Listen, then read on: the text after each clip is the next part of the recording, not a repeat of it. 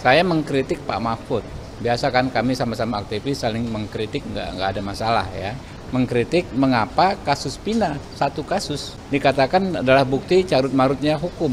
Menurut saya itu nggak masuk akal. Apalagi ya kasus tersebut dalam perjalanannya Pak Mahfud 5 tahun menjabat sebagai Menteri apa? Menteri Menko Polhukam. Kalau dia bilang kenapa 8 tahun terungkap, nah ente 5 tahun jadi Menko Polhukam nggak bisa juga kok ungkap kasus tersebut. Kasus ini kan 2016 ya, dikatakan ada buron ABC. Hilang kasus ini. Baru muncul lagi sesudah ada film Vina sebelum 7 hari. Loh, baru orang ingat lagi itu, lalu dikejar lagi. Menurut saya ini serampangan. Nah, kalau tidak serampangan kan begitu diputus dicari. Dan orangnya kan itu juga kalau memang sejak awal. Lalu serampangan yang kedua, katanya 3.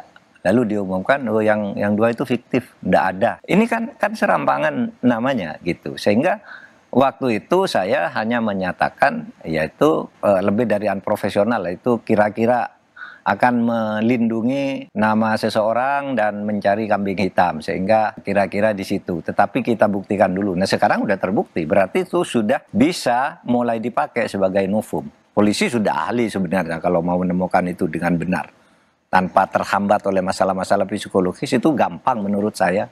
Apa susahnya yang kayak gitu? Apalagi mantan kabar eskrim semua nih sudah mengatakan seperti itu. Ini tidak benar. Kalau memang mau, apa susahnya?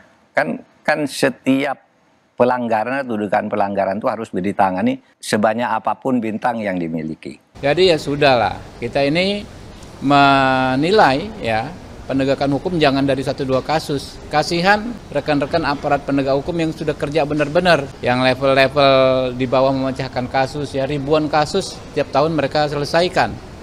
Jangan hanya karena satu kasus kita generalisir. Apalagi Pak Mahfud orang yang pernah di pemerintahan, tahu melihat persoalan secara global seperti apa. Kami ya, saya Habibur Rahman terbuka untuk dikritik. Tapi izinkan juga saya mengkritik senior saya tersebut yang pernah memegang kekuasaan tertinggi di bidang hukum 5 tahun. Nggak bisa juga bongkar kasus Vina selama beliau jadi menteri. Ya, jawaban saya itu tadi, tidak ada kasus sekecil atau sebesar apapun yang tidak bisa diselesaikan di Mabes. Termasuk ini katanya karena udah sekarang ada bintang 2, bintang 1, ya tarik aja ke Mabes. Kalau memang tidak benar kan bisa. Sebenarnya sama si Menko Polhukam sama. Saya panggil Jaksa Agung, saya panggil Kapolri. Sidik lagi, Anda Jaksa Agung langsung kasasi. Gitu aja. Bisa kok. Bisa 2 kali melakukan hal besar kayak gitu bisa terjadi. Waktu kasus Sambo sama kan? Kan baru sesudah diambil oleh Mabes Polri, baru itu jalan. Ketika semula berputar-putar di Polda gitu, tidak ada yang berani karena sama-sama bintang 2. Dan itu sama-sama di Polda. TKP-nya dihalang-halangi. Begitu dipindah ke Mabes Polri, kan bisa lama-lama. Bisa juga kalau itu mau dilakukan gitu. Dan saya sudah tidak di Polhukam. Kalau saya di Polhukam, Anda tahu dulu ada kasus Indosuria. Henry Surya itu dakwa korupsi dan dengan sangat meyakinkan tuh. Saya yakin ini benar nih mengatukan pencurian uang korupsi itu triliunan kan waktu itu. Saya yakin betul bukti-buktinya dikemukakan oleh kejaksaan ketika presentasi. Wah, itu yakin bebas ya, bebas. Begitu bebas, sorenya saya panggil Kejaksaan Agung, polisi, kita jangan diam. Ini pasti tidak beres. Oleh sebab itu lalu apa? Kejaksaan Agung langsung kasasi, saya bilang, karena bebas langsung kasasi. Kemudian polisi sidik lagi semua yang di daerah-daerah. Ini kan baru sebagian dari kasus Indosuria. Di berbagai daerah kan banyak kasus ya, belum bisa dijadikan kasus baru. Bebas, tapi kemudian kan dihukum 17 tahun. Sekarang masih mendekam di penjara kan, orangnya itu. Nah, kalau saya Menko Polhukam saya panggil. Naik sekarang. Apalagi zaman sekarang. Sulit ya, orang lalu diam begitu saja. Sekarang sudah banyak seperti kasus Mario Dendi apa itu. Kan tadinya juga mau dilindungi juga. Jangan, nggak bisa disembunyikan tuh kan. Ini mobilnya yang bawa senjata sudah tidak ada di tempat. Alasannya ini kecelakaan, alasannya apa, macam-macam. Semula kan. Baru sorenya kita turun, nggak bisa. Gitu kan, baru masuk. Saya bilang ini pasal 340 nih, bukan kelalaian. Saya datang ke rumah sakit pada waktu itu. Akhirnya terungkap juga gitu, yang kasus Mario Dendi itu. Nah, itu kasus, saya katakan polisi itu tugasnya ribuan setiap harinya. Tapi ada kasus mungkin sebulan atau setiap minggu ada 1 kasus yang seperti itu gitu. Ya itu harus dibuka dengan baik. Kalau polisi ini ingin baik, rakyat ini punya polisi, nah ini bagus nih, mau dikoreksi. Apa salahnya sih dikoreksi? Kan manusiawi saja bahwa di sana ada oknum yang salah gitu ya.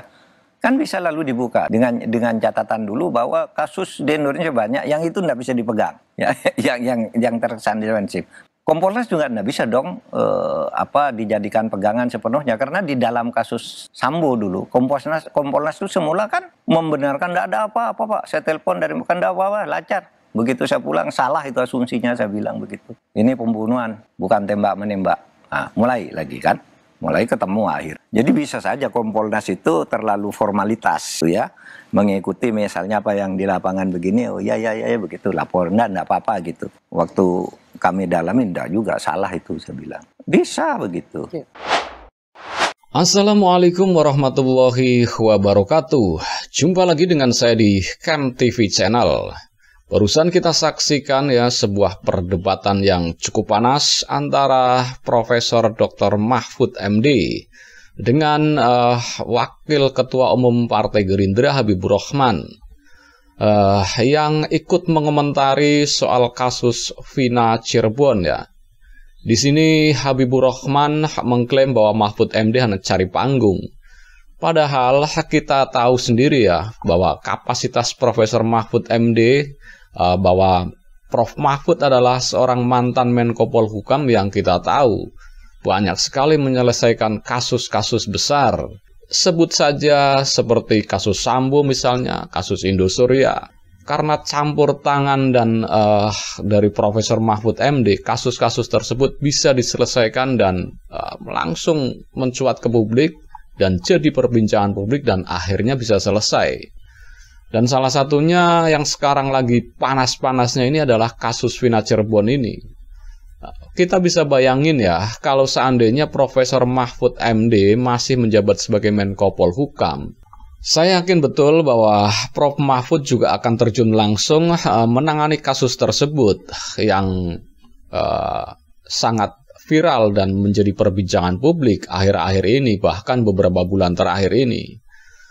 Dan di situ di sebuah podcast dengan Rossi di Kompas TV, Prof. Mahfud menjelaskan bahwa kasus Vina sesungguhnya mudah sekali diselesaikan apabila penegak hukumnya atau para penegak hukumnya konsisten memang ingin menegakkan hukum di Indonesia.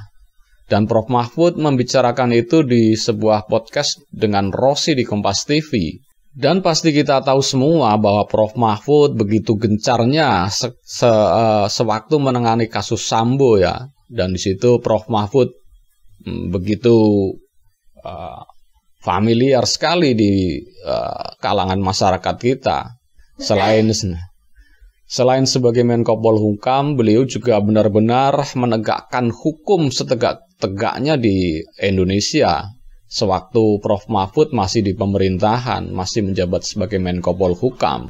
Dan seandainya Prof. Mahfud masih menjabat sebagai Menko Polhukam, saya yakin sekali Prof. Mahfud bahkan menyelesaikan kasus ini, itu sudah dibuktikan di kasus-kasus yang lain, sewaktu beliau masih menjabat sebagai Menko Polhukam. Dan tentunya itu sebuah pukulan telak ya buat Habibur Rahman yang selama ini selalu mengkritik dan menyerang Prof. Mahfud. Bahkan waktu itu Prof. Mahfud menantang Habibur Rahman untuk membuktikan bahwa Prof. Mahfud pernah mengatakan kasus Vina bisa selesai dalam 7 hari. Ternyata itu hanya fitnah belaka.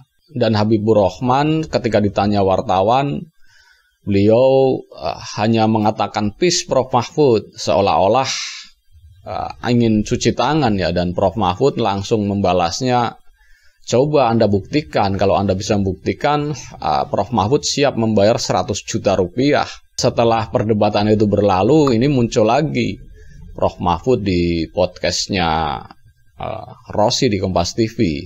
Dan itu menjelaskan semuanya. Oke, itu saja mungkin yang bisa saya reaction di video tadi ya.